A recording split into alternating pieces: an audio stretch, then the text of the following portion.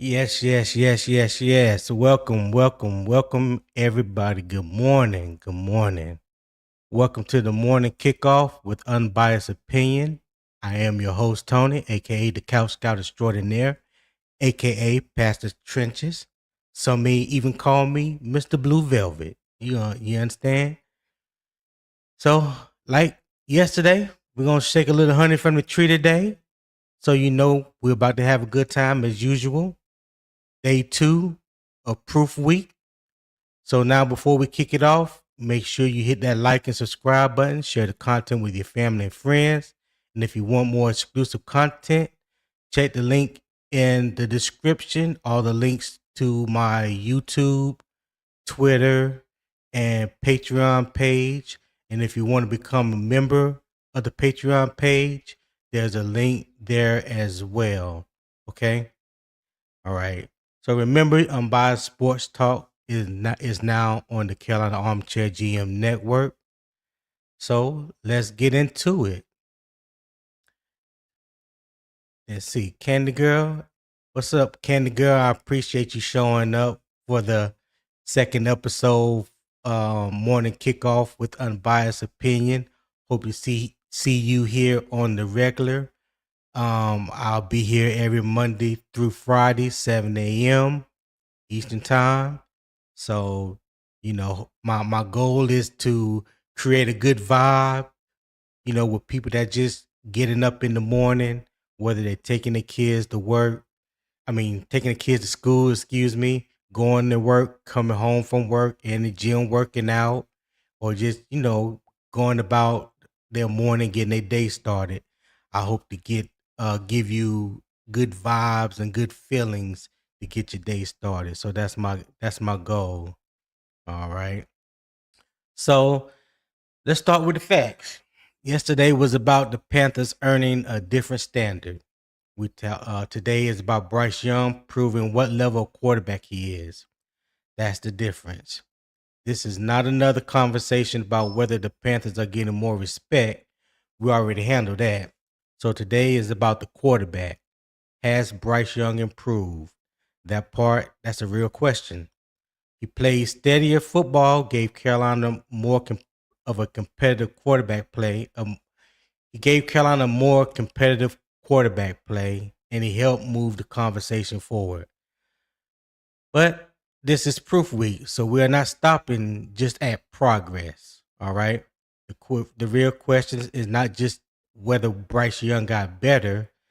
The question is whether Bryce Young is proving he can be Carolina's franchise quarterback, or whether he still is in the stage where the Panthers need more evidence before making that claim. And I believe that's a fair football conversation to have. It's not about how you want to hype him up, not about making excuses. No, paying attention to the media spin, the noise from the outside. But today's question is just a simple one. Is Bryce Young ready to go from promising quarterback to proven franchise quarterback? I believe the progress is real. The proof is still required. Okay. So let's see where I have it at. So the first topic of the day is definitely Bryce Young's next step. Game manager or franchise quarterback. All right. So here's the facts. Bryce Young improved his production and stability. Carolina was more competitive with steadier quarterback play. The conversation has shifted from whether Bryce Young belongs to what level of quarterback he can become. Probably sound like I've written that wrong, but it's whatever. The next step is not just improvement. The next step is consistent production. If you have ever heard me talk on any platform, mention it, talk about it, consistency is key. And I'm not the only one who feels that way. So let's put it in its proper football context, all right? Think about it like this. If we're just talking football with the fellas and ladies, a good game manager is the guy who doesn't mess it up. He protects the ball, keeps the offense moving, take what the defense gives him, and puts the team in a position to win. But when you start talking about a franchise quarterback, that's a different level, right? That's the guy who can still make something happen when the first read ain't there and the second one ain't there either. That's the guy who shows up on third down and keep drives alive. That's the guy who can feel pressure, move around, and still deliver the ball. That's the guy who also has that's the guy that also controls the pace of the game, when to speed it up and when to slow it down. And when defenses try to get tricky, rotating coverage, going, especially on the back end with the safeties, or try to trick you from a pre-snap to a post-snap read, or take away the easy stuff. He makes them pay for it. So yeah, Bryce Young got better. That part is real. But the real conversation is whether he's starting to show those franchise quarterback traits. All right. So before I bring up any guests, if anybody wants to come on to the panel, just let me post the link in the chat. So get it right here. Just 1 second. And then we can get this kicked off and have a good old conversation, good old debate, if you will. So let me read a few more comments and give anybody any time to come up on the panel. D Cash said, Tony, what is the E? D Cash. Shout out to D Cash. That's my boy though.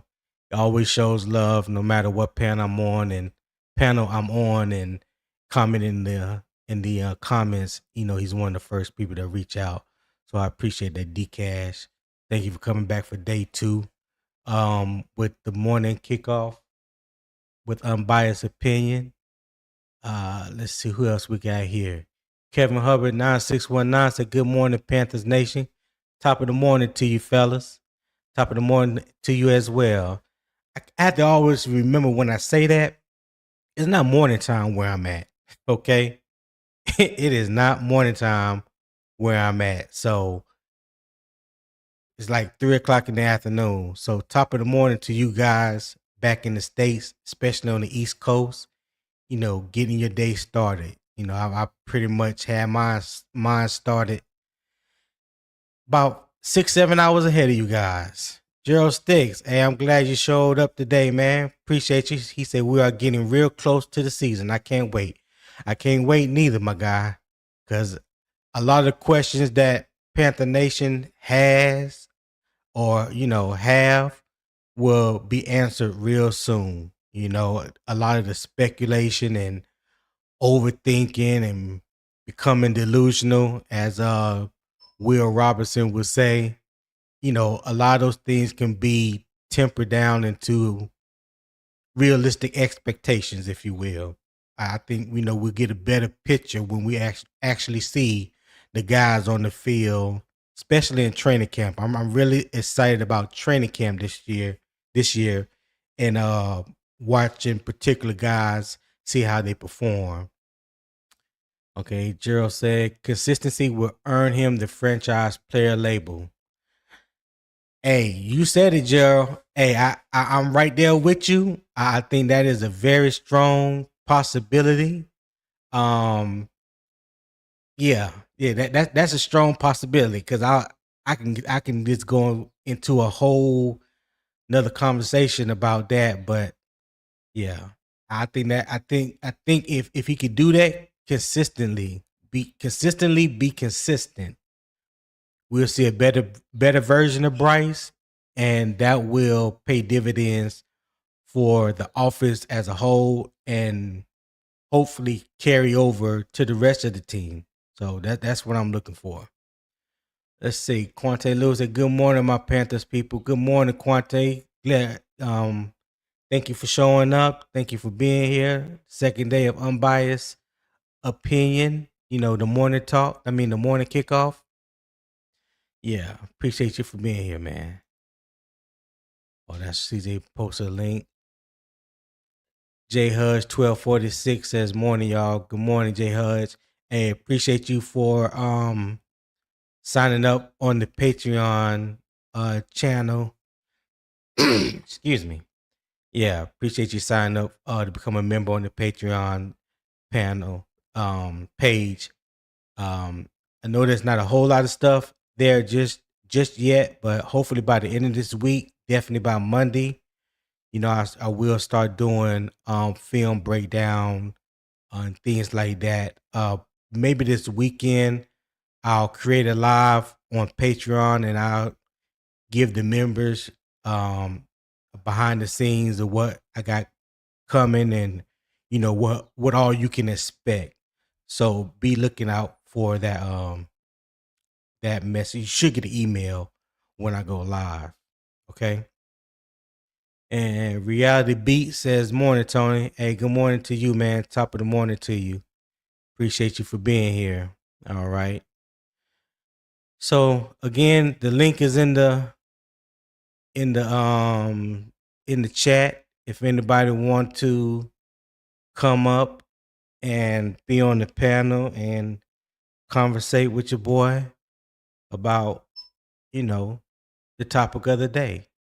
All right. Don't make me feel weird up here by myself. It's already weird enough. It's already weird enough.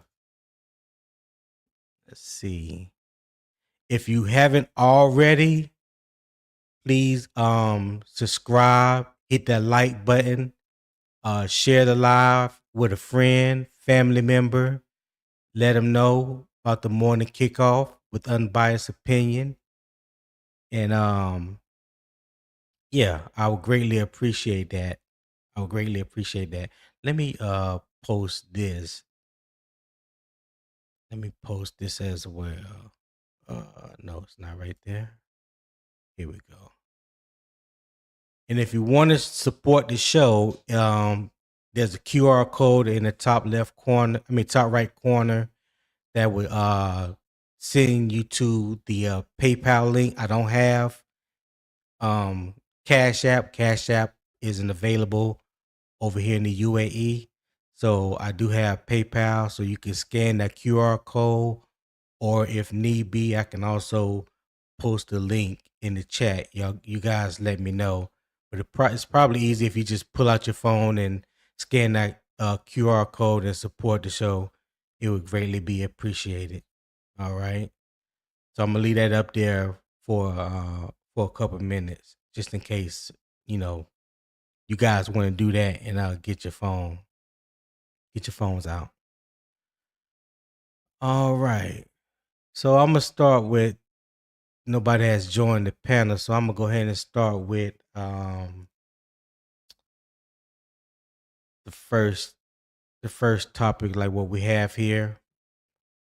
Let's see. Bryce Young, next step, game manager or franchise quarterback. All right.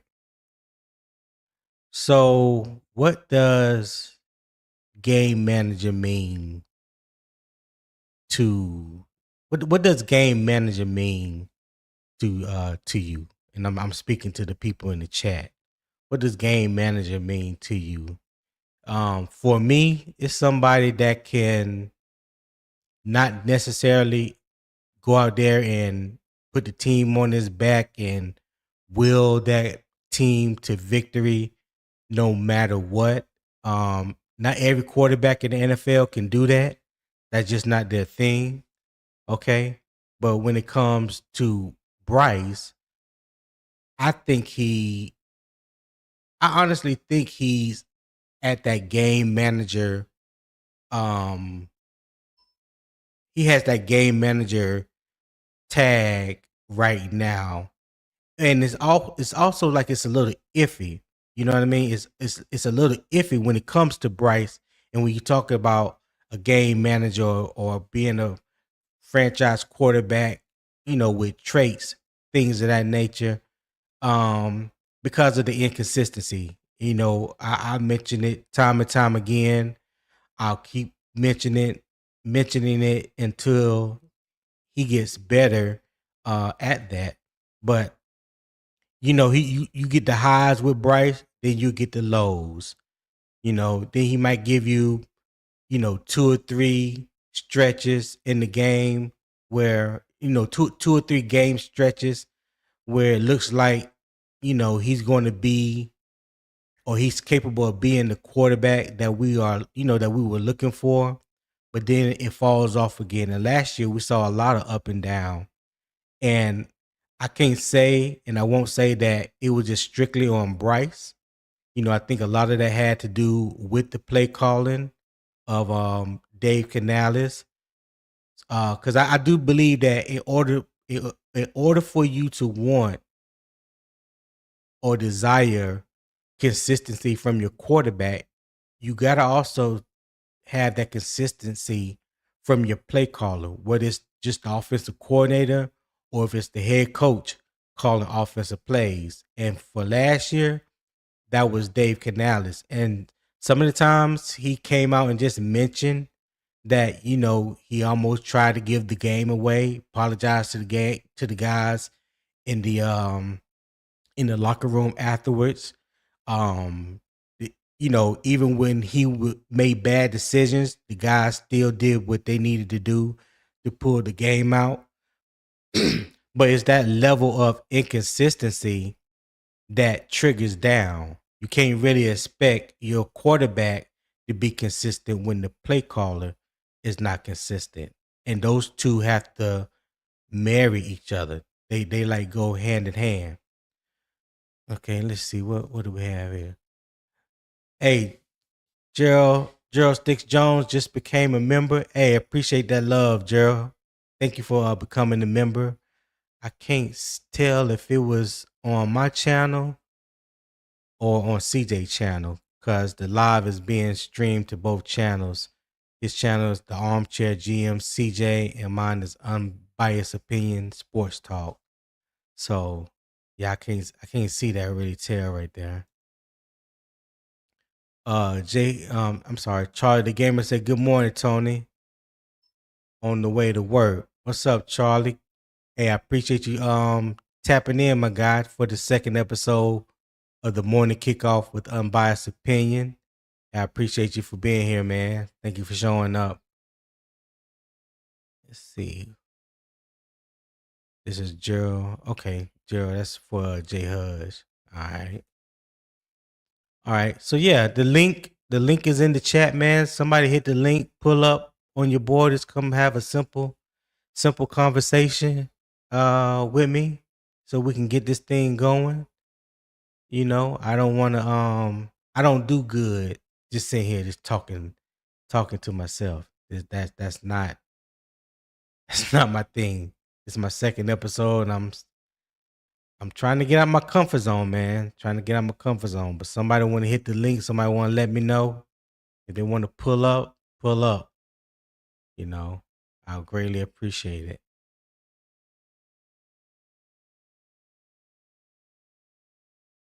Let's see who else. What else we got here? Oh, let me take this down now. It's been up for a few minutes. All right. Do that. Comments. All right. So let me ask Jared, what is it, Charlie? Charlie said he's on his way to work. Charlie, what type of work you do? Yeah, what type of work you do, Charlie?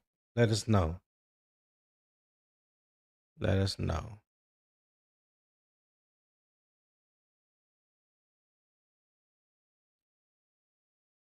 D Cash, you still in the building? You still in the chat?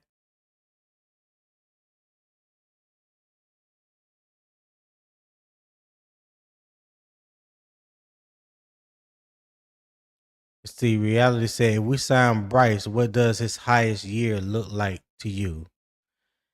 Oh man, if we sign Bryce, I don't want to put a number on it.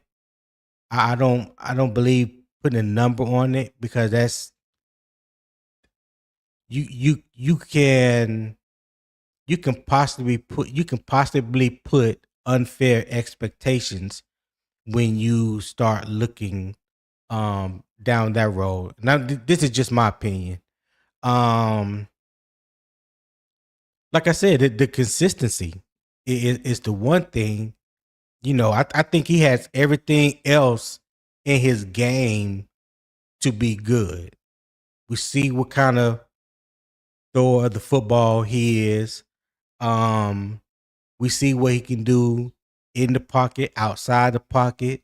We see what he can do with his feet when he takes off a run. We seen what he can do under pressure. Okay, not just the wild card game, even though we lost, but the 11 or 12 comebacks he's had, and I think since the second half of the 2024 season, which is the most in the NFL, if I'm correct. So when you put all those things together, you got a pretty good quarterback. It's just that we don't see it consistently, right? We don't see it consistently enough to not only just put him in another tier, or say, okay, well, he got those franchise quarterback traits, but just to be put in the tier and say, okay, he's a game manager with traits to becoming a franchise quarterback. That's what I want to see. I want to see more consistency from him, and that's from his decision making, protecting the ball, which I have a slide on that. We can get into that, but I have a slide on that shows his interceptions and turnovers from 2023, 2024, and 25, the first half of the season and the second half of the season. And it shows you, breaks it down, everything. I'm not going to get into it all right now, but when it comes up, we can get into that. Okay. But I do, in the overall grand scheme of things, I do believe they're going to extend him. They already picked up his 5th year option, as you know. So regardless of what he do this year, which no, let me not say it like that. I believe he's going to do good this year. Is it going to be better than what he did last year? That's what I'm hoping for. Okay, I'm definitely hoping for that. And as long as he plays his part and do what he needs to do in order for us to be successful, then yeah, I can see him getting that extension at the end of the year. Now the question has been a lot um in Panther Nation is, should he get it right now? I don't think so. I don't think the Panthers are in a rush to get it done right now. Okay. They in my opinion, they not. They already done picked up his 5th year option. And if you think about it, when you look at over the course of 3 years, there's only been like a year and a half of good production. The first year was a atrocity. We not even really counting that. That first year was just like, I wish it didn't even happen. I wish you can just scratch it from the record books, but it is what it is.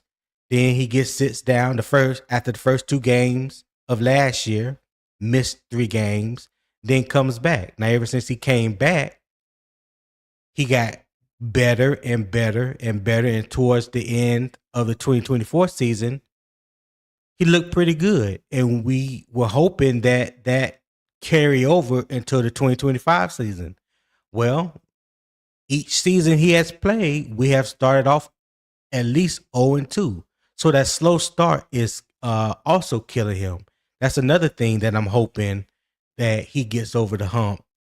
But it's not just all on him. There's people that were out injured, that we counted on for them being there. Like this past year. Well, I ain't gonna say this past year. Coming up for 2026. There's people that we are looking forward to seeing, like Jonathan Brooks. Jonathan Brooks going into his 3rd year. torn his ACL 2 times. You know, if he can be what he once was at Texas, that's what a lot of us are hoping. Then he definitely adds some stability to that running back room in that backfield with Chuba Hubbard. Then you look at Jatavion Sanders coming off that neck injury. Even though he has been healthy, he still, in my opinion, has not been right mentally since that neck injury. His play, I don't see the toughness there. It's like he's scared to get hit. These are just things that I've have observed just watching him.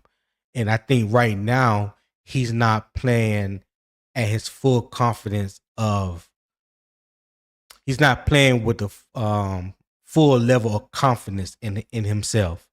And I believe he needs to get back to that in order to be who he wants to be and who we saw coming out of Texas. Okay. So that those two are definitely people that we're waiting on in for the offense to contribute to the offense. Let me say that. All right. And then we already know about the whole XL situation that has been a topic of conversation for weeks or for forever. All right. Forever. So we can have that conversation one day as well. So I know how a lot of people feel about XL.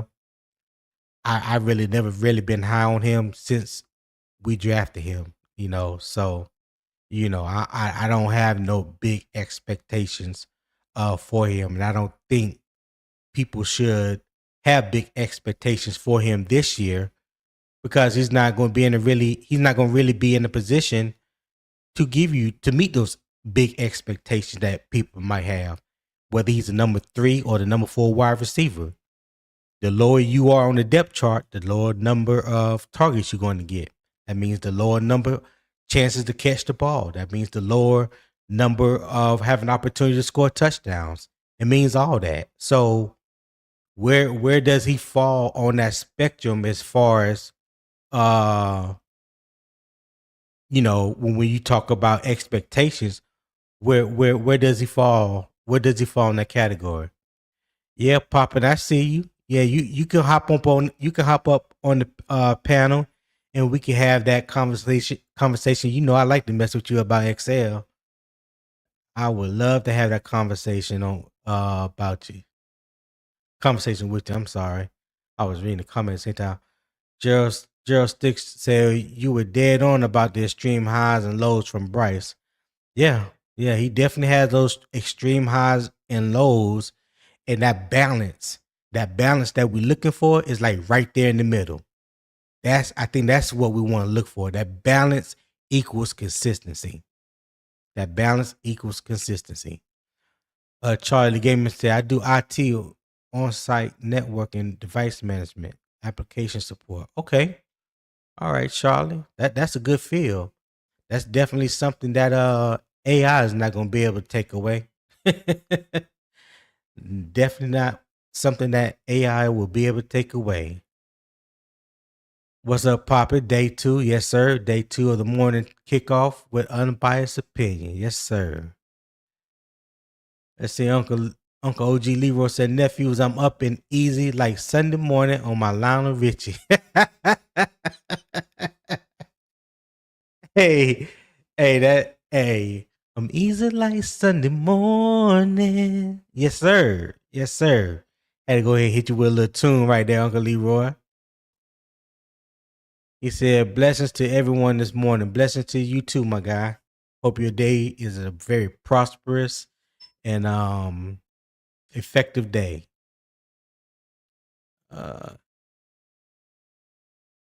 Reality B said, can you explain what a 3-tech and a setter is? Of course I can, my guy. So a 3-tech, yeah, I'm glad you gave me something to talk about till somebody hit the panel. Come on, Poppy, hit the link. Let me put up in the link again. Let me put the link up again real quick in case he don't want act like he ain't see it, and I know he did. But it's no problem. I'm gonna post it again, Poppin'. I'm gonna post it again. But yeah, the three technique plays on the outside shoulder of the guard in between the guard and the tackle. Um, Derek Brown, that's his position. That's what he was known for when he was at Auburn, playing that three tech position.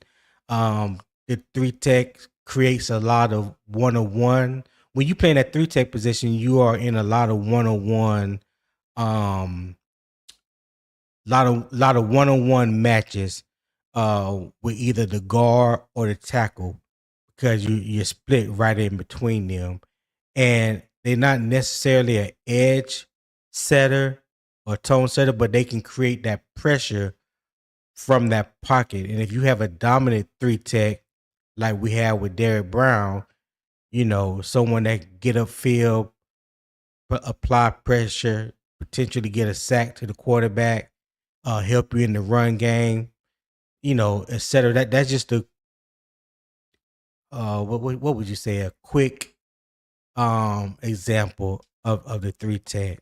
Your one tech, which is your nose tackle. Your nose tackle plays from the 0 to the 1. He's gonna stuff the run. He's the run stuffer. He's the one that wants to garner 2 blocks. Be like a fire hydrant in the middle. I ain't never seen nobody hit a fire hydrant and be able to move it. So that's what you want to see in your nose tackle, to keep the quarterback from stepping up in the pocket, things of that nature. So yeah, that's a little bit on the three technique. We'll definitely go into it. But let me bring Poppin and look like Freddie to the stage. What's up, Well, my good morning. guys? Good What's morning, up? What's Tony. up? What's Good up? What's What morning. up? up, Good Pop? morning. Good morning. What's up, man? Hey, look, I don't know Good how good my morning. service gonna be because I am on the truck, Yeah. but Yeah, you know, I do the best I can. Well, my phone yeah. better do the best it can. Shit. It's all good. What's going on with you, Poppin? Man, man, I'm tired. I'm tired, boss. Tired, boss. I worked about 11 hours yesterday. Got to the house. The Yeah. power went out around the whole neighborhood, man. Oh my Damn. God. Yeah. But I was kind of worried, like, if I'm gonna have everything powered up, so my alarm can go on, trying to get everybody situated at that house, all that little stuff, man.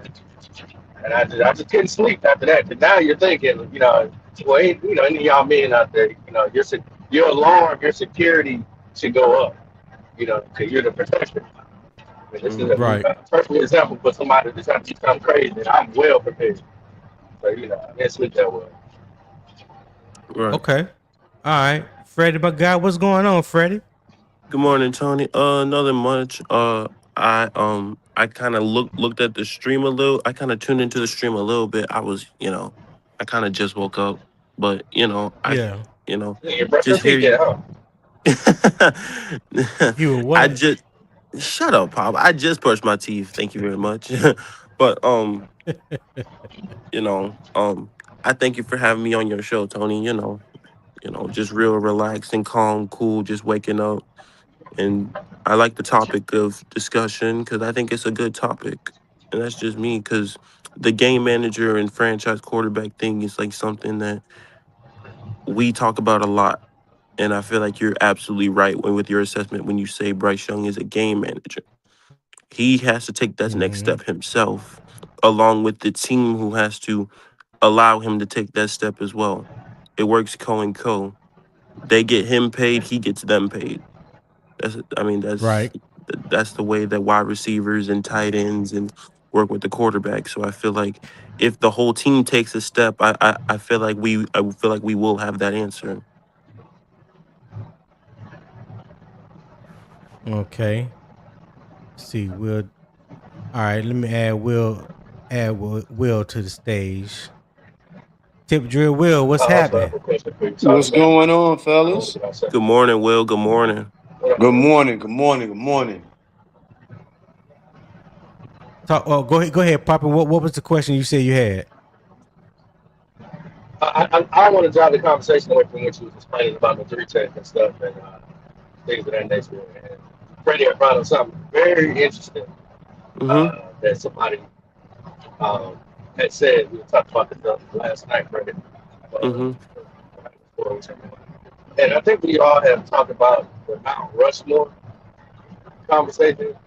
But this Uh huh. one particular person, I'm gonna call his name PPP. He puts Derrick Brown on the Mount Rushmore. What do y'all think about that? Uh, Eesh. yeah.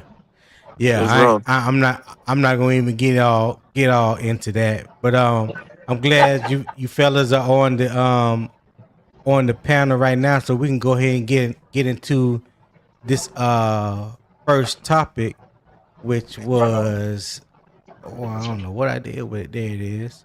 So the first topic is Bryce Young's next step. Is he a game manager or a franchise quarterback? All right, franchise quarterback.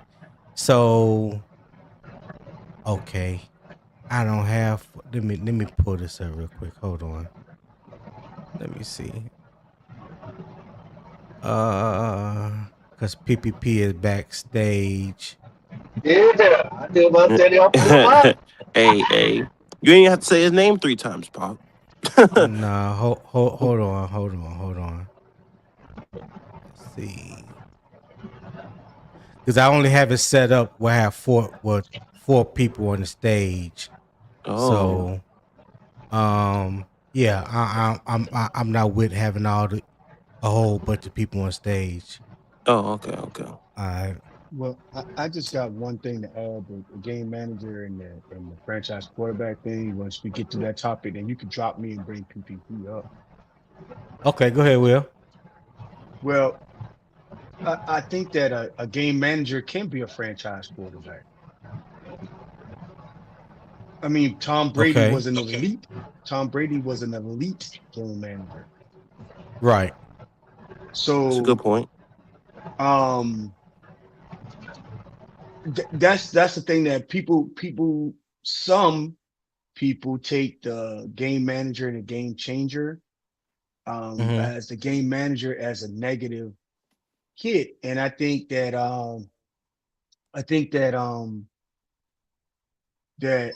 Cam best described because he's the one that started that conversation, manager versus changer.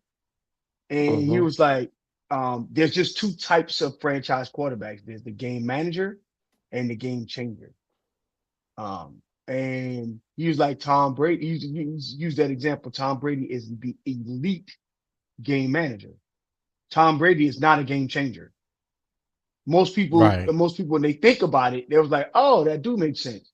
Because you're not expecting Tom Brady to change the fabric of a game, No, but Tom Brady will carve your behind up.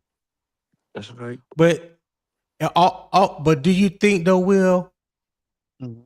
that there were a lot of times when the Patriots needed something on the final drive, and Tom Brady would just put them on his back, and they would just dink and dunk all the way to the end zone. And it was like it never fails. Like even if they were down by 7 points or less, it was like automatic. You can count on Tom Brady if he had the ball last, would take the Patriots downfield and score a touchdown to either tie the game or to win it.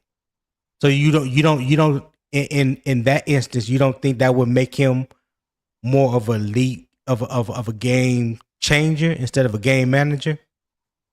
But he did it So, consistently. so no, because and I'm only going off Cam's definition. So this is just me regurgitating somebody else's point. Right. Cam said that exact same thing exactly. If you need him to score a point, he will. Right? You know, just like Bryce. Bryce. In the fourth quarter, you need him to make a play, he gonna make a play. That doesn't mean Right. game managers can't make the play, but the whole entire offense is not predicated. Like our entire offense was predicated off of Cam.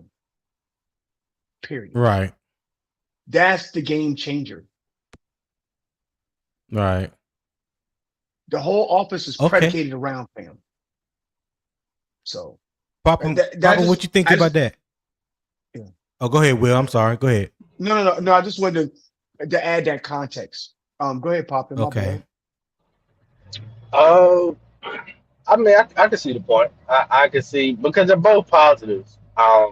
I think there's different levels of game managers. You have your elites, which I call them elite micromanagers, like a Peyton Manning, your Tom Brady's, and then you got Right. your your your, your game managers like a Dak Prescott. Uh, so there's validity to what he's saying, and then your game changers, like you said. I would say Aaron Rodgers, Lamar Mm-hmm. Jackson, even Mm-hmm. Patrick Mahomes, because Mm-hmm. the they have so many tools in their utility belt. You almost can. They're almost unstoppable. Okay. Um, so I can see it. So as far as Bryce, um, are you asking what he can become or where he's at right now? Yeah. So the debate question is: given Bryce Young's improvement, is he proving he can be the Carolina's franchise quarterback, or is he still in the stage where the Panthers need more evidence before making that claim? So yeah, I think any smart franchise that if if all the boxes were checked, he would have been signed. Not saying that you have to be signed, but I mean, if you knew, you knew. You know what I mean? I think did Cam Newton play on his 5th year option, or did they sign him? I'm trying to think. I think they I signed. don't. I don't remember. I I, Mm-hmm. don't I don't think remember. I don't think he got to his 5th year option. So Mm. if that's to be true, yeah, somebody fact check me. I think he'd have been signed. I think there has to be questions answered. I mean, even from a fan perspective, I mean, he's inconsistent to me. Has he improved on some things? Absolutely. Um, but is it enough? No. So to invest however much money that he's going to be paying, because y'all people also have to think about when you pay him, what are the possibilities, the chances of who you're not going to pay, who you're willing to lose, because you're not going to be able to Right. compensate Mm-hmm. him and keep all the other talent, because quarterbacks with that type of bag that they get, they eat up a lot of your salary cap, a They lot. do. Mm-hmm. Um, and so when you take on that commitment, you have to know for sure, okay, yes, we can win and we can lose something until we replace it. Right. And I think that's just where it's at right now. I think he has a lot more things that he has to prove, mostly consistency. Um, and if he does, I mean, hey, then I can tell you exactly what he is. Is he a franchise guy or a game manager? I All and right. I think to Hold, hold, Will's. hold on. Oh, Hold I'm sorry. on real quick, Fred, and I'll throw it back to you. Let me read the button. Shout out the driver, man, for that $2 super chat. Super chat. He said, "Great morning show. Keep it going." Hey, I appreciate it, driver. I really do, and I appreciate you tapping in to the morning kickoff with the unbiased opinion. Hopefully, see you on the panel one day soon. You know, whenever you want to come up, man, just let me know. And like I tell anybody, man, read the room and match the energy. So that's how I get down with that. All right, but we appreciate that, man. Go ahead, Freddie. Well, to Will's point, I was gonna say, like, as people have said, a game manager can be a franchise QB. It just takes, as Pop said, consistency and just doing your 1 of 11. I just felt like that. Yeah. I just felt like that's what is the most that people really look for, is the consistency part of it. Because if he is a game manager, I feel like we can get away with that. You know. I feel like we Okay. can. I feel like he can be our franchise quarterback as the game manager. All right. I think franchise. Well, Go ahead. so for me, if a quarterback improves when the structure around him improves, or excuse me, that does not automatically mean he is being carried. Like some people want to suggest. Yeah. It can mean that the team finally gave him um a fair football, put him in a fair football environment. I believe Bryce has improved in small increments as his numbers has shown, and Mm-hmm. all I'm asking from him is to be more to be a more, damn, I can't get my words out, to be a more consistent quarterback There you at go. doing the most important things at his position, and one of those things is protecting the The football. ball. Mhm. Yeah, so I'm gonna Mhm. pull up this chart that I have here that would definitely uh give you a great insight into what I mean by that. So let me.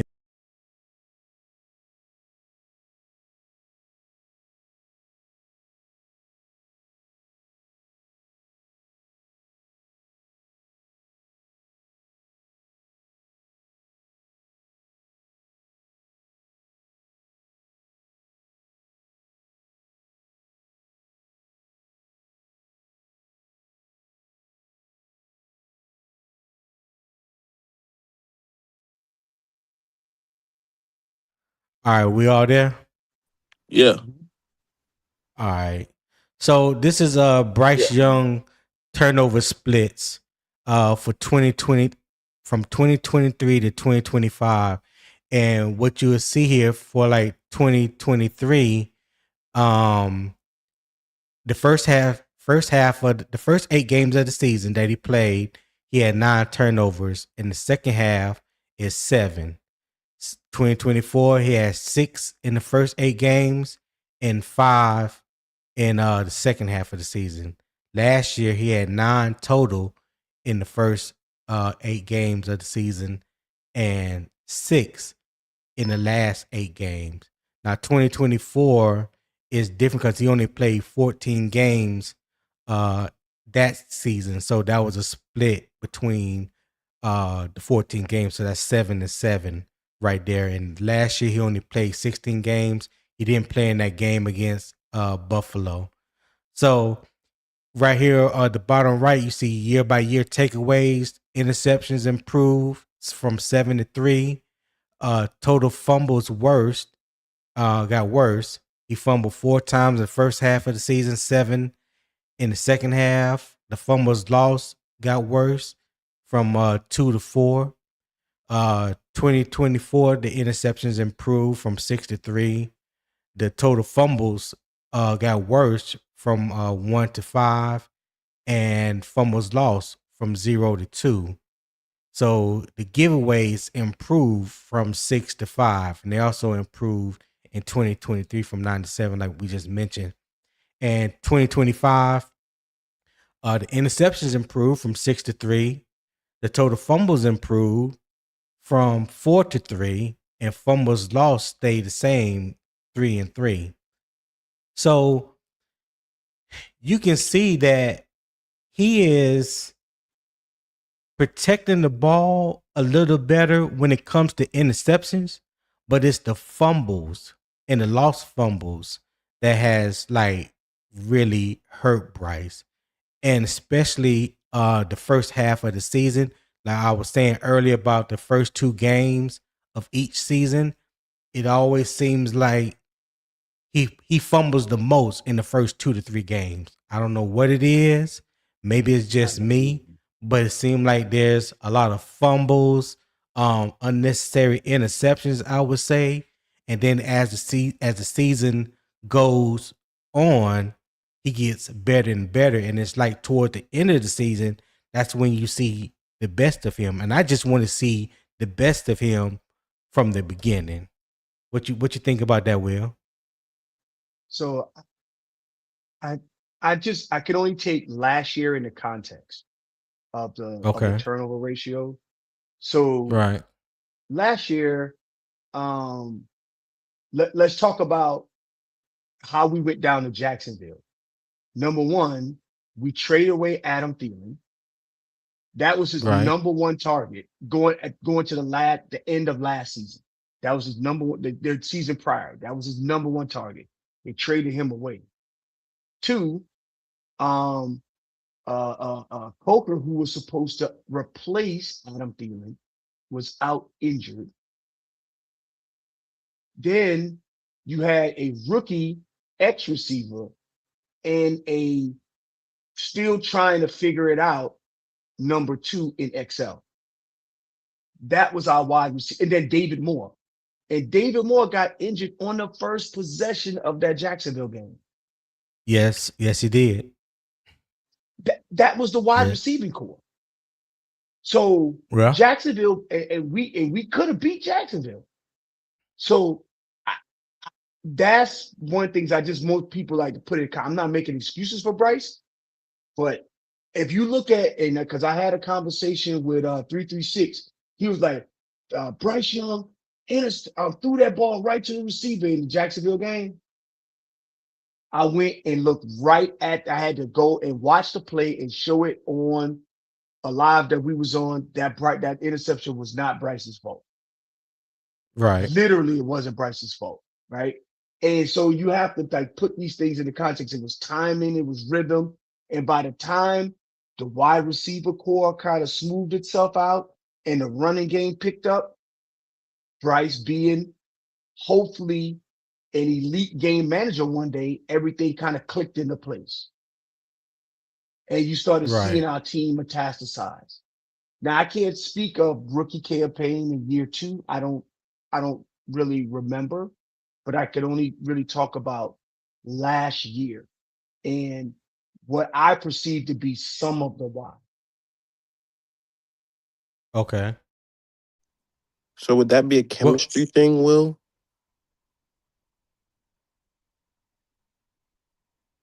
Hey, Will. Will.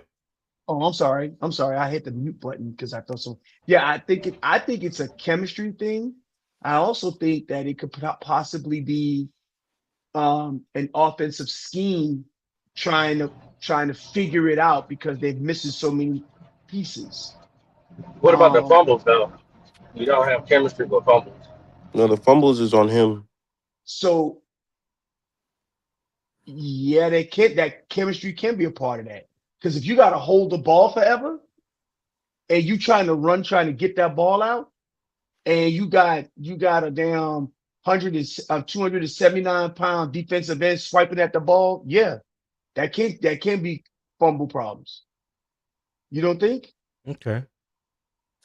No, it can, but that there still comes a point where he has to be better at protecting the ball. Even sometimes I've seen Absolutely. a couple fumbles that he's had when he had both hands on the ball, but not necessarily tucked. Bryce has to understand and know and realize I'm not the strongest uh person out there. So I gotta really protect that ball. I gotta, Mhm. hold it high and tight, put two hands on it, bring that ball in. But it's like when you get into that playmaking space and you're trying to create something out of nothing, he loses the sense of protecting the ball. You know what I mean? Mm-hmm. And 100%. I just want to see him be better when it comes to that because I've seen it kill drives when we are in field goal position or in a position to score some points, get the ball stripped right out of him. And they know this about him. They know that they can go after the ball, and nine times out of 10, he may fumble it. So he has to know that they know that. So therefore, he needs to do what he needs to do to better protect the football. And that's just my opinion on that.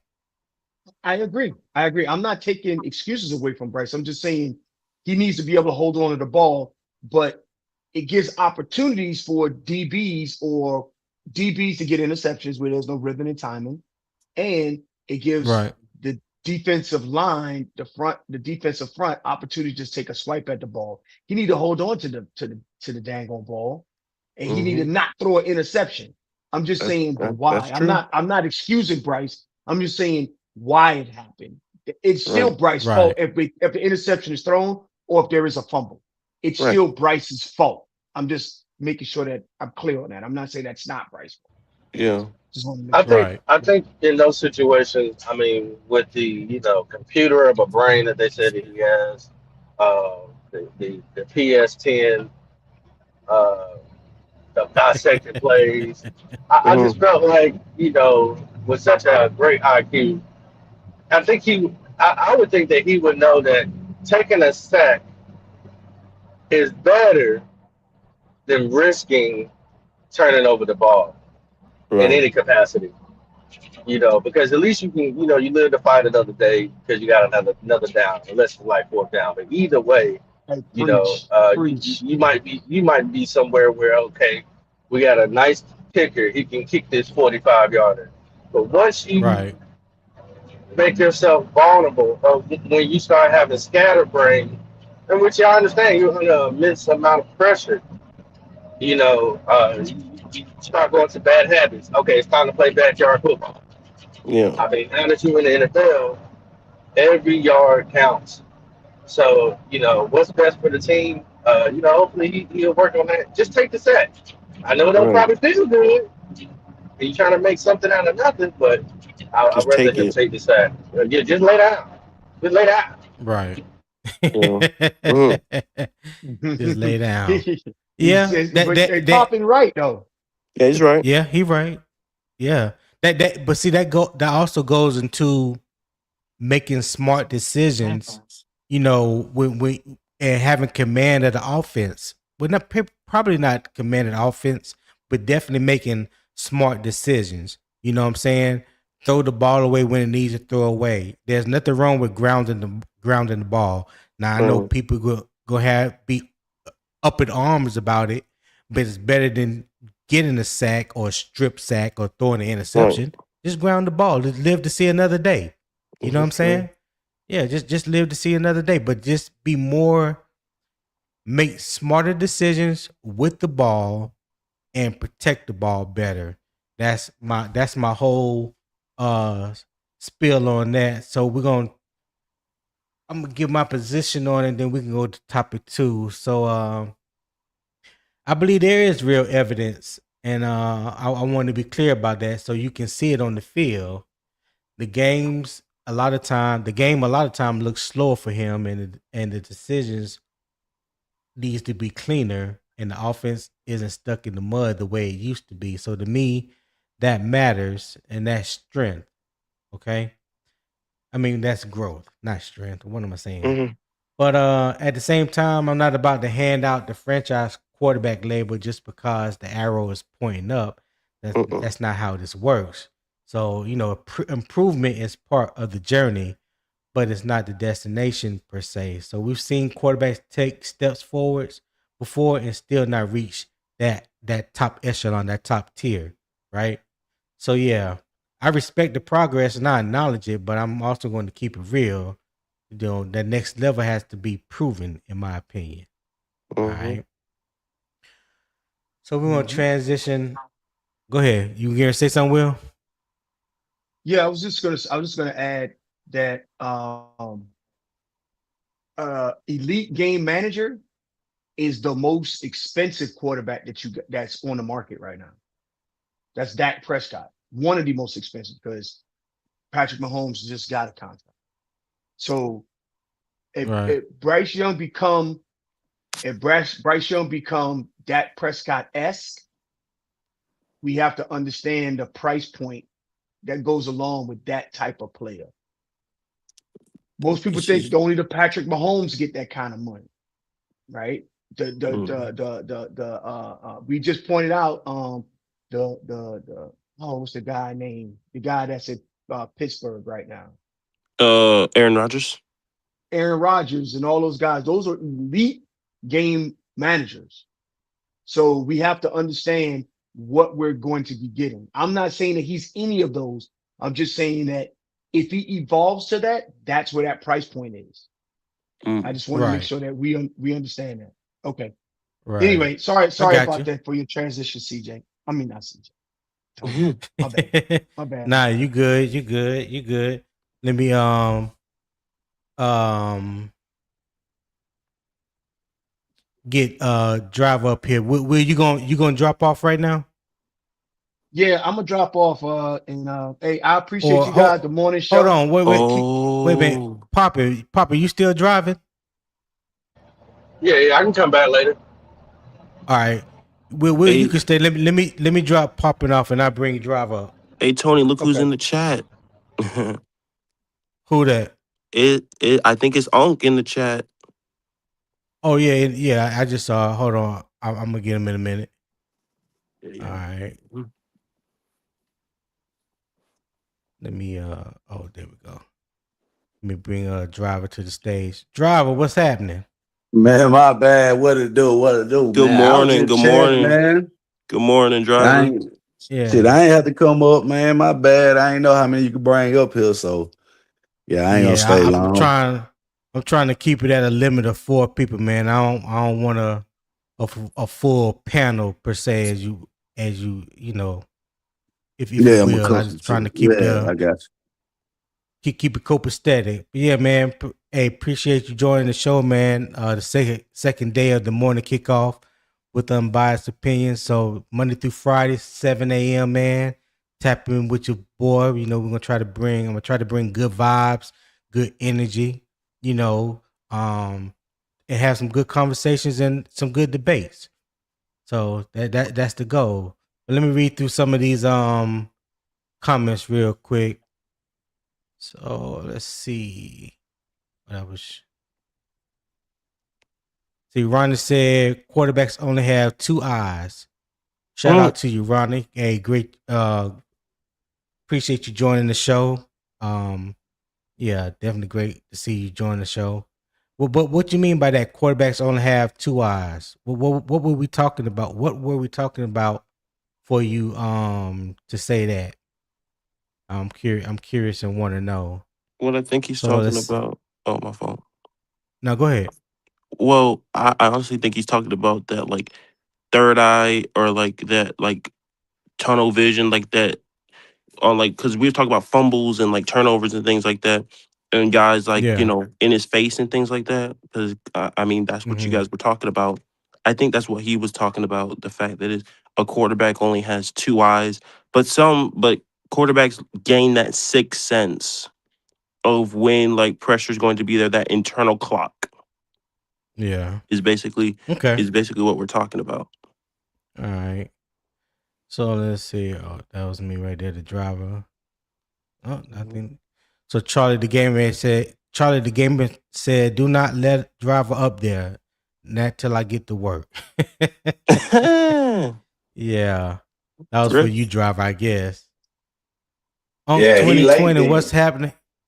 Unk 2020, what's happening with you, my guy? Hey, appreciate you tapping in to the morning kickoff with the unbiased opinion for day 2. Oh, You know, topic of conversation is Bryce Young. Is he a game changer or franchise quarterback? So that's the topic of the day. And want to give Uncle a shout out too, man, for allowing me to be a regular, if you will, past 2 or 3 weeks on his channel. And so I definitely appreciate that. Met some people that I normally wouldn't have met if I hadn't been on the channel. So I wanted to give you a shout out. Appreciate you for showing love, man. Uh CJ said, just say Bryce don't make it. Do y'all feel like the offense is plug and play for another quarterback? That's a good question. Uh, What you think, Will? You want to take that one, Will? Yes, I do. I think it is. I think that I mean, of course, there's still things that we can improve. We could have better tight end play. Um, Coker needs to make sure we need to make sure Coker stays healthy. Um, Right. make sure that Big 50 stays healthy. I think that's the reason why I believe that this is going to be a no-brainer for Bryce Young. Everybody still points at the Bryce Young first season. I mean, you could just look at that offense and tell. You could look at that coaching staff and tell.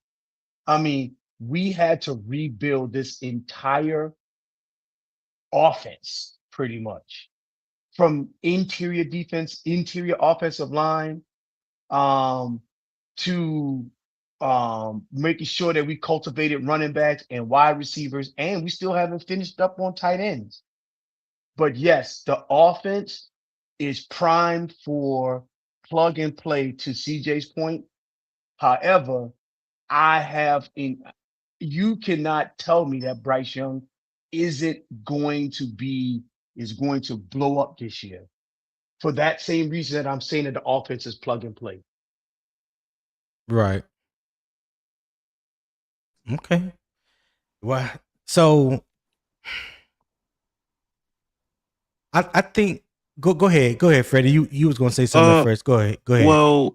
well, speaking of like the plug and play thing, it would depend on the Yeah. type of like quarterback that you have based on, as Will said, if all the weapons can stay healthy. Because I think that's been the main problem in Carolina was our weapons have not been able to stay healthy. And the fact of like having to adjust on the fly at the beginning of seasons, if that makes sense. And then just really like not being the coaching staff being more stubborn with a type of like ground game. I feel like Dave Canales was a stubborn play caller. I feel like Brad Izig will be more sort of quarterback friendly. I also feel like he'll tailor more to Bryce Young this time around than Dave did. But that's just my opinion, but that's just what I've seen. But I do think as well that this would be a plug and play quarterback system if it tailors to the quarterback. It allows the quarterback to be the quarterback.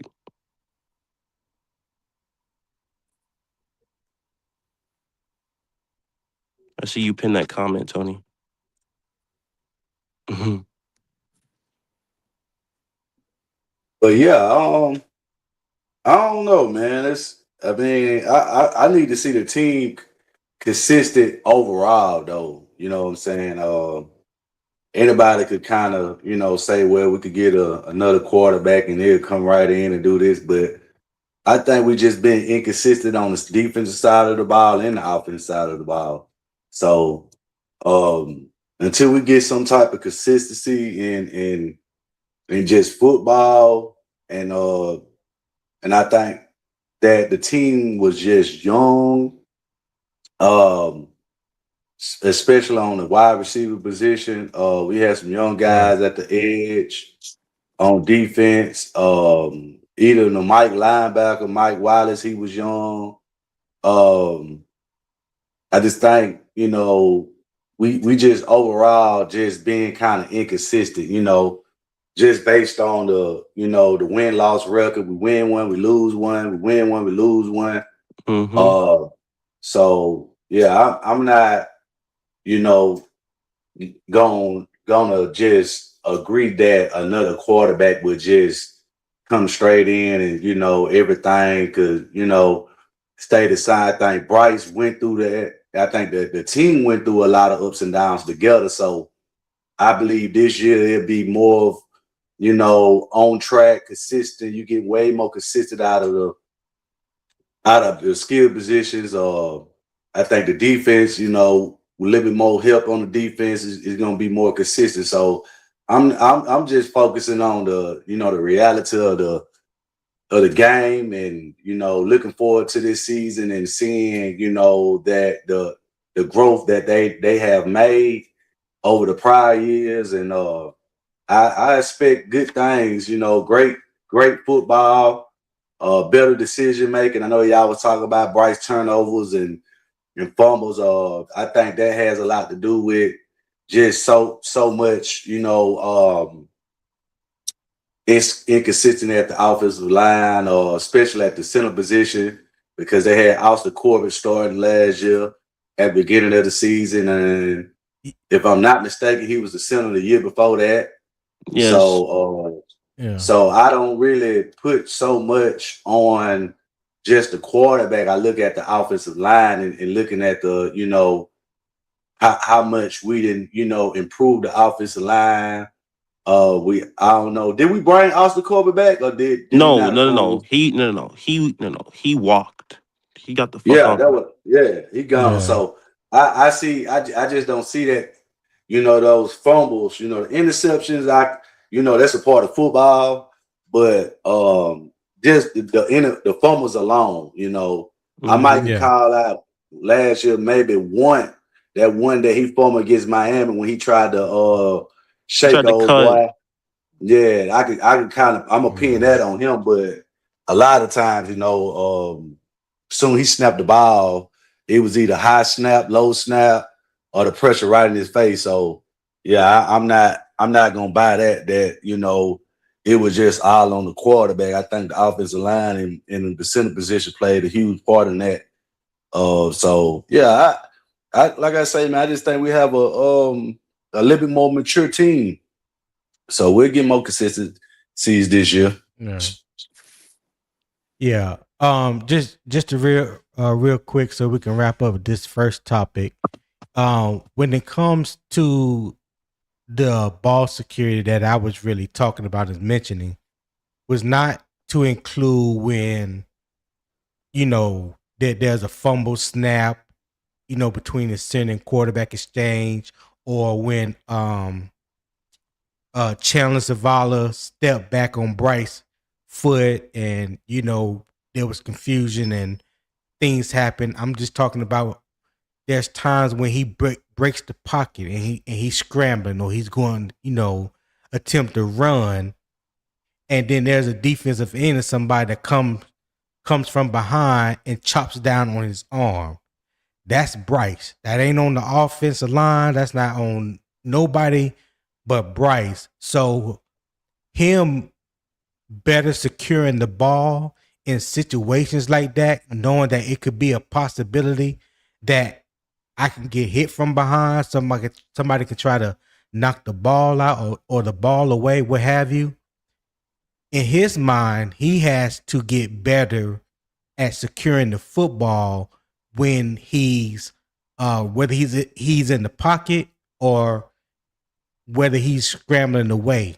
You know what I'm saying? Like those instances, a lot of the instances that I'm talking about is definitely him and him by himself. I know there's other times where, other situations has affected it and it was kind of like out of his control. But the ones that he can control is the ones that I'm talking about. And that's where I feel like he definitely needs to get better at. So yeah, I put up a poll in the chat, said Bryce Young right now, is he a franchise quarterback, solid starter, improved but still needs proof, or too early to know? You guys can type 1, 2, 3, or 4 in the chat and let me know what you guys think. All right. So topic 2, let me pull that up. And man, if anybody tell y'all that managing all this is easy, they a lie. I'm gonna go ahead and tell you right now. Mm-hmm. Is Carolina giving Bryce Young the right structure to prove it? All right. That's topic number 2. So I'm gonna start with the facts first. So Bryce Young's production improved as Carolina offensive structure improved. Dave Canales was brought in to stabilize the quarterback in the offense. Carolina has invested in better support around Bryce. The Panthers now have a better chance to judge Bryce fairly than they did earlier in his career. Okay, so here's the context. Um, quarterback development is not just about the quarterback; it's about so we're talking about protection, right? The offensive line holding up. Then you got route spacing with the receivers. Are the receivers actually giving Bryce clean windows? Okay. Run game efficiency. Can they stay balanced, or are they putting everything on Bryce arm, meaning when the run game is not going, which we saw times last year, and it was all about Bryce arm in the passing game. There were some times where he did his thing. You know what I Mm-hmm. mean? There were some times where I felt like he was probably put at too much of a disadvantage and couldn't get out the hole. All right. The play sequencing, I've talked about that. I mentioned that yesterday. Are the plays building off each other or just random calls? And I guess that's going to be the biggest unknown this preseason because we never seen Brad Isaac call plays in a meaningful Mm-hmm. game. So when we talk about the separation of the receivers, are the guys getting open to make Bryce? Are the guys getting open, or are they making Bryce force throws? So I know for the past 2 or 3 years, or up until I said the first 2 years of his career, we talked about wide receivers not being able to create space, people not being able to get open. Bryce being a rhythm quarterback and throwing into open spaces, but guys not creating enough separations to make that Mm-hmm. happen. That makes sense. Yeah. The easy throws, are they giving him layups or making everything difficult? Well, I guess you can kind of say, if that's the case, I think a lot of that plays on the guy's ability of getting open. All Okay, right. he feel like he got to throw it in a tight window every throw. All right. Mm-hmm. Third down answers. What happens when it's money time? You have to think about that, and the red zone design. Can they actually finish drives? There's too many times I witnessed where we get down into the red zone and then the offense like it stalls out, or Mm-hmm. team like Dave Canales. The closer you get to the end zone, the more conservative it seems that Dave gets with Mm-hmm. the play calling. You know what I'm saying? That's just my opinion. Okay, so let me ask y'all this: is the offense giving Bryce clean answers so that we can fairly judge him, right? But if everything has to be perfect for it to work, then that still caps what his offense can be. So what y'all think? Y'all think we give him the clean answers, to where we can fairly judge him now? I would say yes. I just think that with having all the guys for the years that you mentioned, Ted's going into his second year, Coker in his third, and XL into his third. I just think that we'll finally get the chemistry thing and the rhythm and timing that you talked about. I think that will Yeah. finally come into play this time around because, as Will mentioned, we haven't had Coker at the beginning of the season the last 2 seasons, and I just feel like Facts. if he has that, which is Bryce's security blanket. I learned that Coker is Bryce's security blanket. If it's a crucial down, Bryce is going to Jalen Coker. And then I Mm. also feel like uh I also feel like if XL can just get in rhythm with his quarterback and be more quarterback friendly, I feel like that will also help him out as well. Instead of like running like a robot but understanding spacing. I feel like that's one thing that he has struggled with was understanding spacing. I feel like Coker is more uh in tune with the spacing of zone and man coverage, if that makes sense. Just understanding the spacing, just understanding if there's a clear spot, just sit down into the zone and things like that. Okay. Will, what you think? Yeah, I think that the offense is giving them clear answers. And that goes back to my original conversation. Coming out of this training camp, if we're 100% healthy, and this is the third year, everybody's in the same play, in the same scheme. Everybody well, Tet's in year two, but Tet was not the problem in year one. Right. So, but Right. it is, I think that that's the reason why I say that when I said you can just drop a quarterback in, not drop any quarterback in, but drop a successful quarterback in to make it work. I think the Ah. offense gives clear answers. The offense, Bryce can run the offense efficiently. He knows exactly what he's looking for. I'm talking about even in practice, he knows exactly what he's looking for. Of course, everybody goes off of his cursing he did at practice. I don't think it's about the profanity. It's about what he knows they're supposed to be doing. Right. Everything from the film room to the weight room to the book to the getting into the offensive scheme into the position rooms and getting out on the field and executing. He knows what it's supposed to look like, and that's important. Of course, he did not what that looked like in his rookie season. He didn't know like what it looked like in year 2 because his rookie season was so messed up and he got a new coaching staff. But year 3 in the system, I think it'll be totally different. And I think that because everything is lined up so cleanly, that it's going to give him clear answers. And I want to add this one piece. I know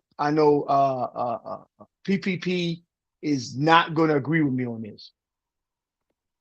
Because of all the things that I said, it will be very difficult for someone like Mechie or the rookie Brazel to get number 1 level reps at the number 3 position at the beginning of training camp because of all of those things I just said. They don't have time. They don't have time to figure it out. They don't have time for you to figure out a route. You need to go over there with pickets and figure out routes. I'm telling you, because we're getting ready. Because we're getting ready for Chicago. Oh yeah. So I just want to make sure that everybody kind of like put it into perspective. I'm not saying that nobody can't unseat Excel. I'm not saying that they can't.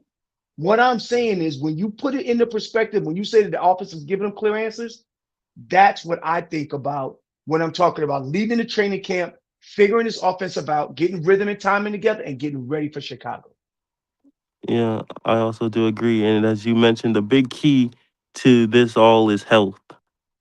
That's the big key because that's something that we've been missing is that chemistry with his 1 and 2, which is Ted and Coker. And the key word is Coker. Okay. Yeah, I definitely agree with that. You know, thinking about just this past season, you know, when Ted being the rookie, and it was people was double teaming him early and often, and it was like we didn't have a number 2 or a number 3 wide receiver step up in the absence of David Moore and Jalen Coker.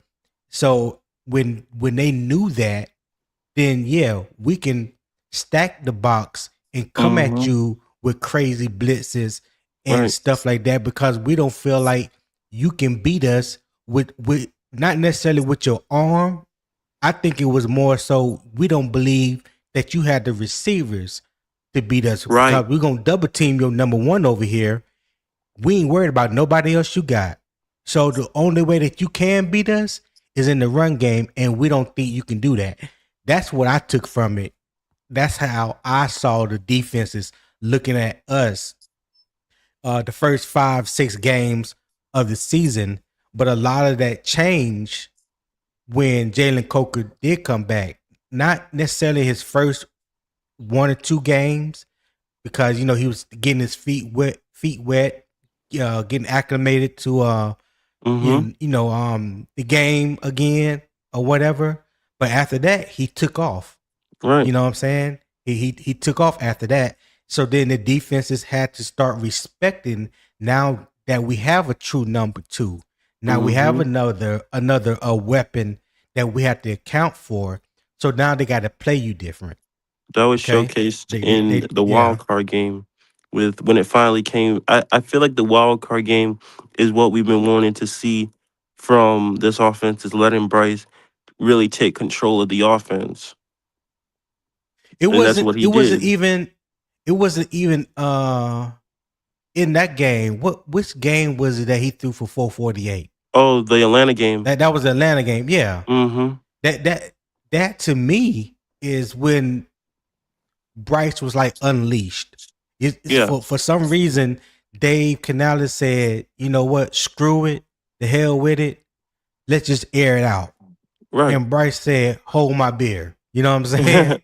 Hey, but And that's what you got. But then they reverted right back to that conservative play calling. and see again, Dave Canellis. To me, I feel like he was stubborn with his play calling.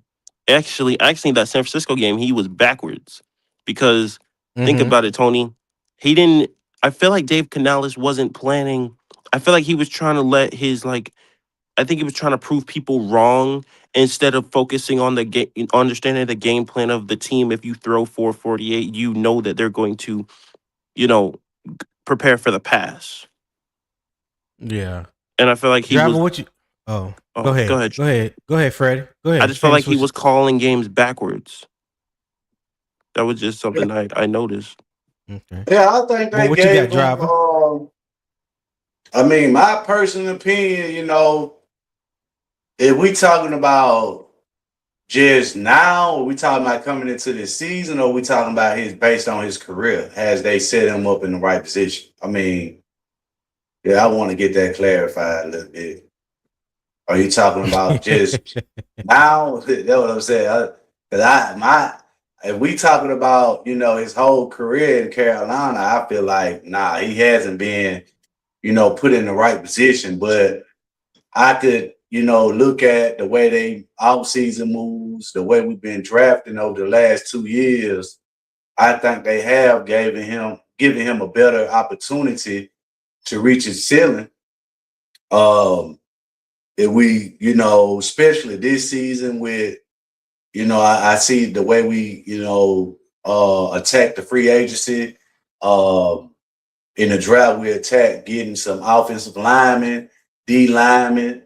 That I think, that the trenches was more critical to our team than anything else.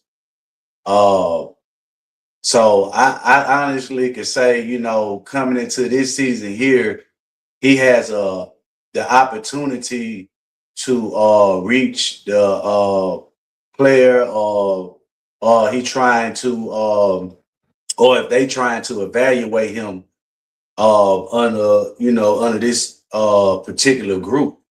But yeah, I see this being a more improved Bryce, you know, coming into this season. I think most of his grind and ups and downs were, due to the lack of talent around him. And I think he actually he got better perspective on the team, the wide receivers, the offensive line.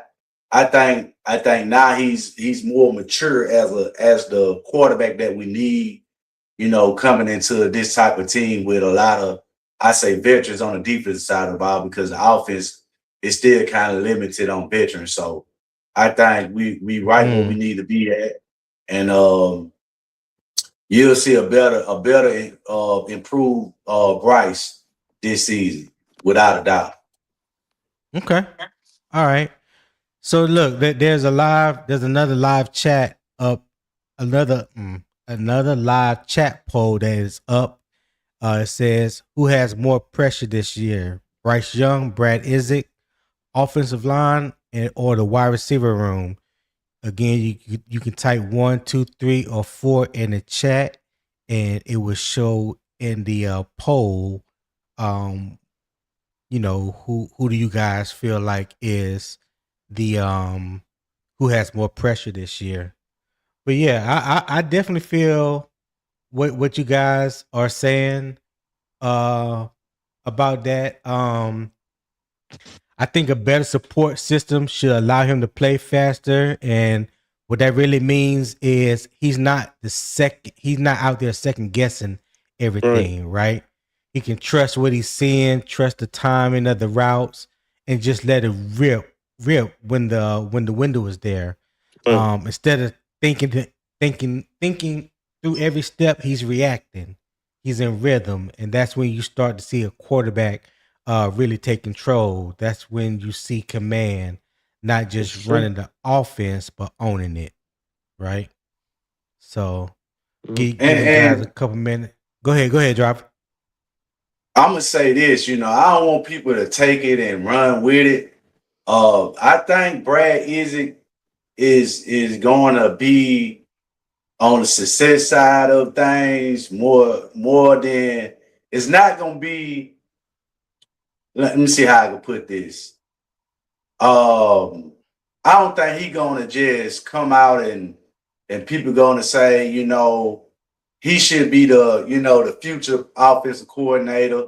And I'm not saying that I think he the best thing walking around in Carolina, but I do believe that he was able to sit back and watch Bryce and really like self scout the team and see Yeah. what like basically like what's best for us, the type of schemes we got to run. Yeah. And I think Oh, David hey, driver, Canales. driver, hold that thought. Let Okay. me read the money right quick, and then you can finish your thought. So I apologize, I didn't see this, but reality beats 11 for 4.99 super chat. We appreciate that.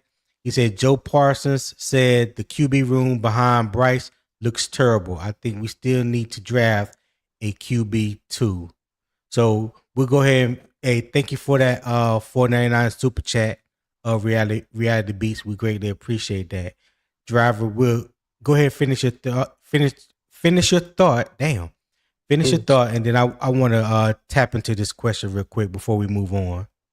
Let me make it quick. But yeah, I just don't think Canales, he really could get the best out of Bryce because I think he had so much on his plate just far as just trying to involve the wide receivers, get the offensive line up to speed, dealing with injuries with the wide receiver. I just think he had too much on his plate. And now Yeah. that he had to take a step back, I just think Brad is going to be able to. He's allowed to really get the most out of Bryce. I didn't think Canales did. I just think he kind of stabilized, like you brought up. Did he stabilize the quarterback room? I think he did in a certain extent. But Right. like I say, I just think Brad is going to do a better job. But I'm not saying that he's the best or he's someone That's the that big what if though, driver. That's the big what if because that there's a lot of unknown when it comes to Brad Izzy. We we, Mhm. Yeah, we yeah. don't have no type of proof of concept with his play caller, and I know people want to talk about him calling plays in the preseason. It's not the same. It No, is not the same. You're right. But what about Bevel? What about Bevel being his dang on mentor and over his shoulder as he gets his reps and sets? Because Bevel is a proven commodity. I think that would help Yeah, him. I you know what? Because like you just said, Will, I've heard people say that quite a few times about Bevel, quote unquote, being over his shoulder. I don't think it's like that, like being over his shoulder and being in place just in case he messed up. Now I know you didn't say that, but I have heard other conversations where they have talked about that. Bevel was the offensive coordinator in Seattle that Brad Isaac and Dave Canales worked for. So they Mhm. know he knows this system, you know. Brad Isaac and Dave Canales left with the Tampa, now in Carolina. Daryl Bevel came from Miami. I'm pretty sure there's some things about his play calling, some things about the offense that has evolved and things like that. I think by Brad Isaac being in the position for the first time, play calling, Dave Canales taking more of a role as being like a CEO of the team. Brad Bevel brings that consistency and that veteran presence that can help Brad Isn't make the transition when it comes to calling plays. He can bounce ideas off of Bevel. He can get input from Bevel. And this is an offense that they both know. And there Mhm. can be some intricacies, that can be implemented in this scheme because the plays are the plays. but Mm-hmm.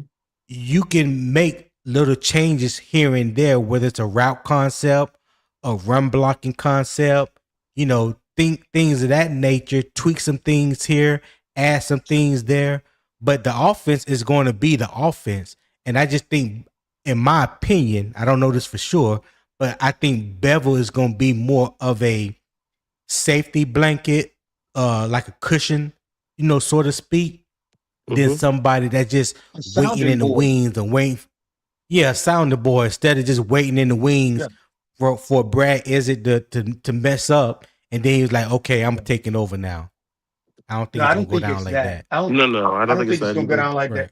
I don't think it's gonna go down like that either. I think that like Bevel saying, hey, so if I was Bevel, if I, and it's just me, theorizing here. So Yeah. Bevel right now is scouting Chicago and Atlanta. He's scouting a Mm-hmm. film right now. He's figuring out, okay, these are the things that I want to give Isaac as ingredients when he puts together the game plan for the offense going into week one. Right. Based off what I see the Yeah. offense doing, and I'm game planning, and then I'm going to give him some ingredients. I'm moving on to Detroit while he's planning for Chicago, Atlanta ain't. and then Yeah. Atlanta and Chicago, while he's planning for Chicago, and then we do sequences, I can say, hey, have you considered this? Have you considered that? Have you okay, good. And then move on. Right. That's what Mm-hmm. I'm talking Right. about. He has somebody that can scout the team a week ahead of time, getting him prepared and have cutups and things, and then give him the ingredients for Bevel for Isaac to make some choices. Right. I think, and that's Yeah. what I was talking about, like over his shoulder, not over his shoulder. Some people have been saying that, oh yeah, he's waiting in the wings. I don't think that's the case at all.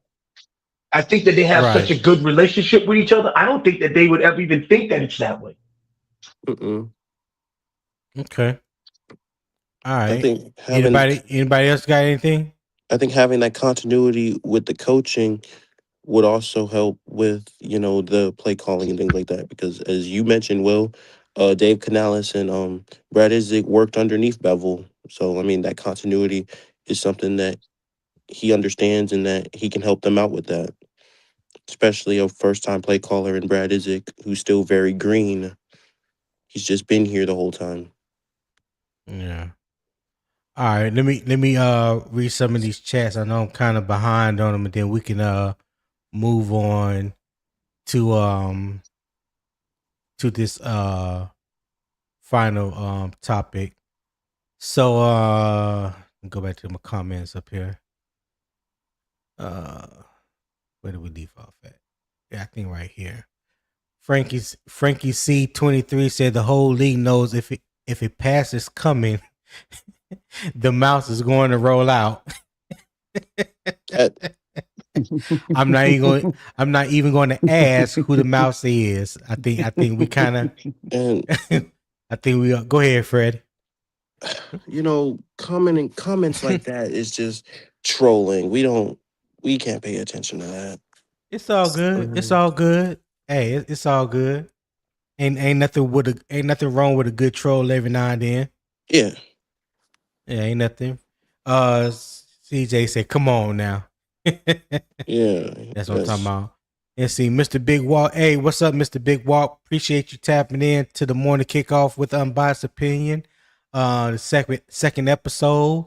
Definitely glad that you are here. Hopefully that we will continue to see you in the future. So Mr. Big Walk said, I personally think Dave gets too much blame for Bryce inconsistency. Is he an all-world play caller? No, sir. But there was clear answers and wins, and it wasn't executed. Hey, two things can be true at the same time, Mr. Big Walt. Two yep. things can be true at the same time. But when it comes to inconsistency, and you talking about from the quarterback who is the CEO of your offense, and you are the CEO and play caller of the team for the offense, you have to be consistent in what you do and to me, that trickles down to the rest of your guys. Let me give you an example. And I know Will, I know exactly what I mean by this. You know, serving in the military and being a squad leader, you know, it comes, what you do on a daily basis becomes routine, and people feed off of what you do on a routine basis, especially if it's something that's beneficial and positive and they can learn from it. So it ain't always about you saying something or telling somebody something or what to do. You just go and do it. And when they see that you do it, then they know to do it as well. You know what I'm saying? So that, to me, that's like the mark of a leader. You know what I'm saying? It's not do what I say, but do as I do. And I know all of us have parents, and we have all heard that. You know what I'm saying? So in that analogy, when you are Dave Canales and you're not consistent with what you do, i.e. the play calling, then you can't expect that your quarterback or the offense is going to have consistency, because they are executing the play that you called in. So when we talk about last year and we talk about the game before the 448 and the game after the 448, those 3 games was different, like as it is night and day. And though that was part of the up and downs that we seen all year. So for me, that's where I think a lot, not all of it, but I think a lot of the inconsistency comes in when we talk about Dave Canales. And I do honestly believe a lot of that can trickle down or has trickled down into Bryce. Go ahead, Freddie. You gonna say something? No. I was just gonna say that you hit it on the head, Tony. All right. So we'll vote. So CJ said Mr. Big Wall agreed. He's not catching all the blame, but there were some games where he called plays like a 3-year-old. Facts. Oh yeah, I wouldn't definitely. say like a 3-year-old, but It was definitely it was definitely inconsistent yeah. play calling. That Right. is something Right. that I saw with my own Yeah. eyes. CJ also said then most games he was great. That's a fact. That's That's the true. inconsistency, and that was something that was publicly known. That's something that Mhm. we amongst Panther podcasters, fans, the reporters, the beat reporters that's in the locker room, they asked Dave Canales about the inconsistency, the up or down, the roller coaster to the season, and how he can do a better job in handling that. You Right. know what I'm saying? So if I know we see it, if we can see it, they can see it as well. Right. All right. So Frankie said we need a QB1. Okay, Frankie, you can have that. Mhm. CJ said Dave had dreams of JC and Mike Jack playing at the 277 exit. Oh my gosh, stupid. It's stupid. Oh my God. That's funny. Oh my God. Yeah, that's funny. I know we're gonna crack up about that later. So let's see. Vietnam, what's going on, Vietnam? Shout out to you, my guy. Thank you for pulling up again, because I know you was here yesterday for the morning kickoff with Unbiased Opinion. So we're glad to see you here for day 2. He said good morning, Panther Nation. Y'all, yeah, top of the morning to you. You know it's almost 5 Good o'clock where I'm morning. at, Good so morning. ain't no such thing as morning right now. And CJ say Vietnam salute. All right. So we're gonna move over to question 3, and this is the final question topic for the show. It said, what would Bryce Young proof look like on film? What would it look like on film? So here's the facts. We already talked about his production has improved a little bit. The Panthers have a better support system than they had early in his career. I believe the next step has to show up in the details, not just the box score. Okay, the film has to show whether Bryce is controlling the offense or just operating what is given to him? I want to touch on that real quick because there were times there's times I've heard other people on other panels talking about, oh, Bryce can't, he don't know how to read defenses. He don't know how to audible. He just takes the play caller and he just goes from there and he sticks to his first read and his first read only as a quarterback. Now, whether they truly believe that or not, or that was just smoke being thrown in the air for the sake of conversation, I was like, if you got a quarterback on your team that plays quarterback,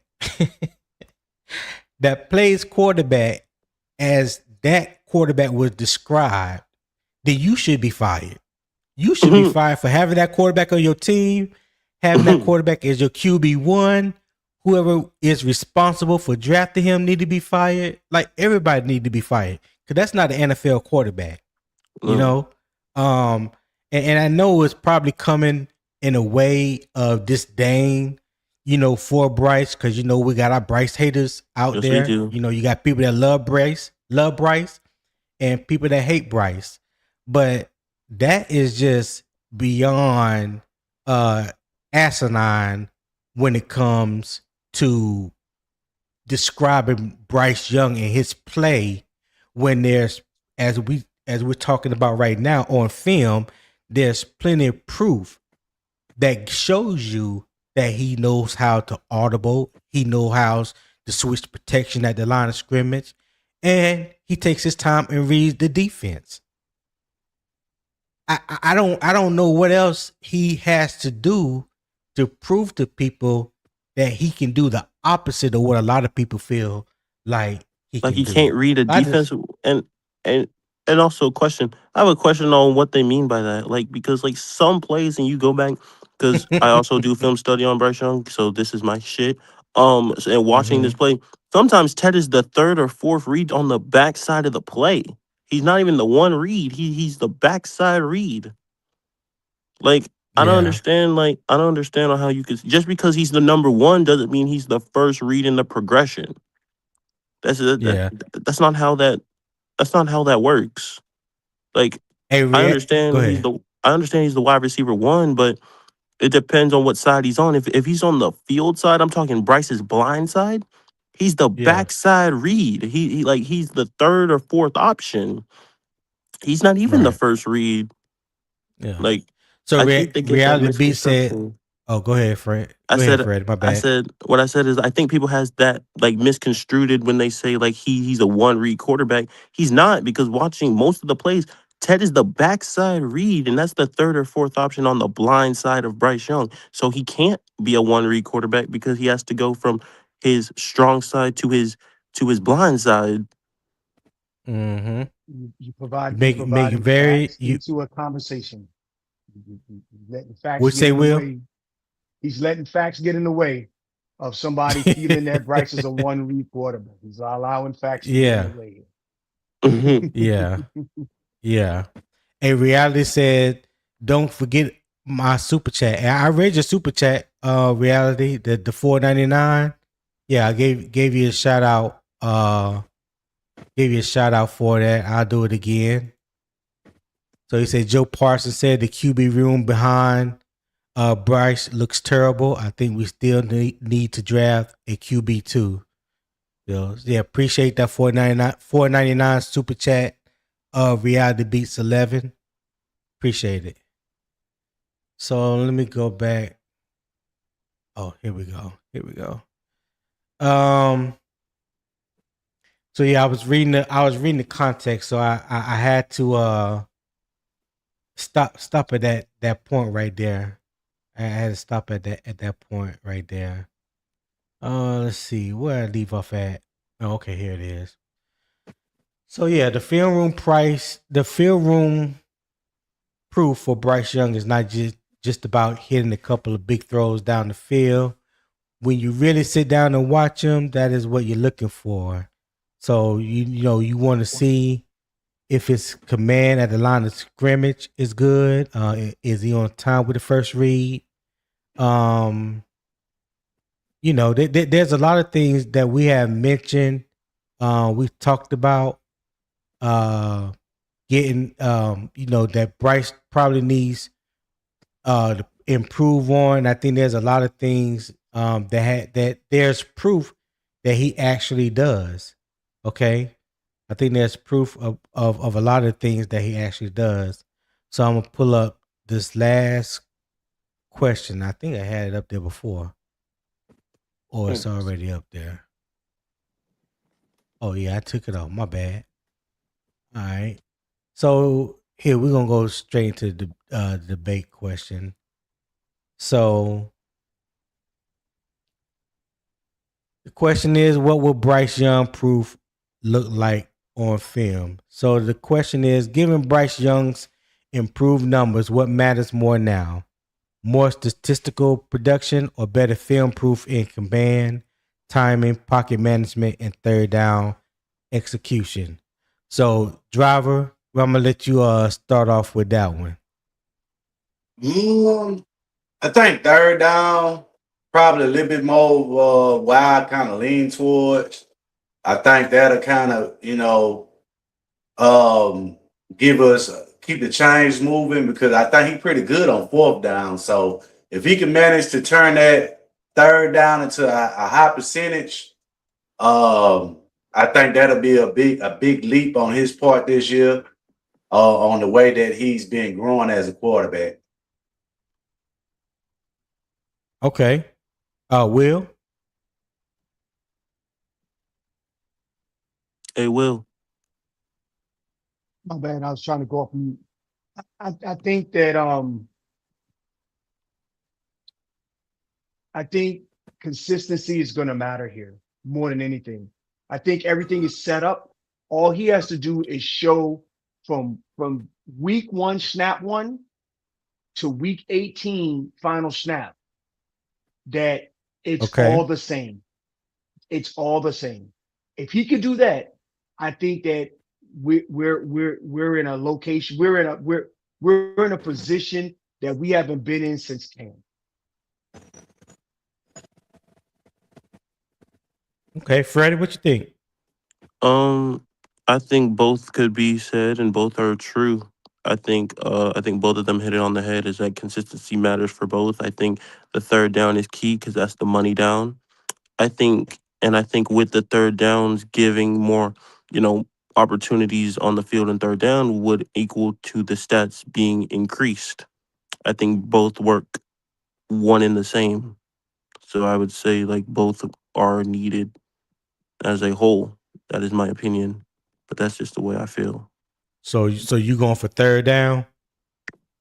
Uh, yeah, I would go more so third down, the money down. Okay. All right. And Will, what did you say? So it's Which the one was money the most down. important?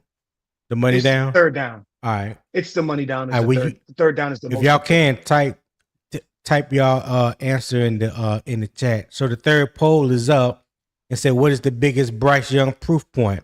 Is it third down, red zone, pocket movement, or command of the offense? Excuse me. So I'm gonna leave that up for a few minutes and let you guys tap in on that. So I'm gonna go ahead and make my closing statement so we can get up out of here. All right. So today's show is not about tearing Bryce Young down. It's not about crowning him too early either. It's about being fair. That balance that I talked about earlier, right? He has earned a better conversation than the one he had earlier in his career, which I believe that is true. But this is proof week. No more projection. No more he might be or just wait. Okay. The next step is production with context. The next step is film that matches the numbers. Bryce showing command, timing in the pocket, pocket control, third down answers, and red zone execution. So here's the final point. Bryce Young does not have to prove he belongs in the NFL anymore. He's already there. Now he has to prove what level of quarterback he is and what he wants to be. Whether it's a game manager, a solid starter, franchise quarterback, that answer has to show up on the field. So again, the progress is real. Proof is still required. Production matters. Film matters. And that's what it is. So thank you for tuning in to the morning kickoff with Unbiased Opinion. I hope everybody enjoyed the show. If you did, do me a favor, hit that like button, subscribe to the channel, and share the content with a friend or family member who loves real football talk. And if you want even more, consider becoming a member on Patreon and subscribing to the YouTube channel. The links to the YouTube, Twitter, Patreon is in the description, the comment description. That didn't make sense. It's in the description below, above the comments. Yeah, I think that's where it's at, but it's in there.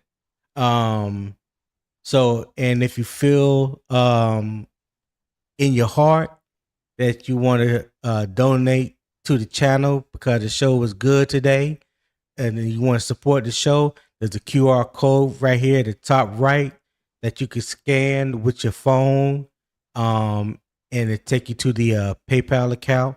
And I would greatly appreciate it if you did that as well.